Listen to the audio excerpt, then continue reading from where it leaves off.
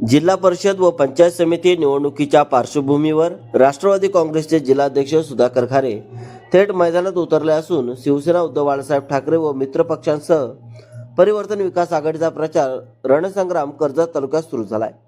नाराफोड व देवदर्शनाने प्रचाराचा शुभारंभ करत घारे यांनी गावोगावी थेट मतदारांशी संवाद साधण्यावर भर दिलाय। मोठे वेणगाव, बीड बुद्रुक, मानगाव तर्फे वर्डी व उकरूळ गणांमध्ये प्रचार फेऱ्या काढत सुधाकर घारे यांनी आघाडीच्या उमेदवारांसाठी वातावरण तापवले। सोमजाई माता, हनुमान मंदिर व श्री साई मंदिरात दर्शन घेत प्रचाराचा नारा फोडण्यात आला।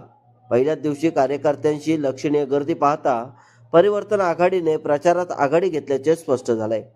यावेळी बोलताना सुधाकर घारे म्हणाले, नगर परिषदेत परिवर्तन विकास आघाडीने यश मिळवले। आता जिल्हा परिषद आणि पंचायत समितीतही परिवर्तन निश्चित आहे। प्रत्येक कार्यकर्त्याने शेवटच्या मतदारांपर्यंत पोहोचावे। यावेळी उद्धव सेनेचे उपजिल्हा प्रमुख नितीन सावंत तसेच माजी सभापती रायगड जिल्हा परिषदेचे पुंडलिक पाटील, आघाडीचे प्रमुख पदाधिकारी, महिला व युवक आघाडीचे कार्यकर्ते मोठ्या संख्येने उपस्थित होते।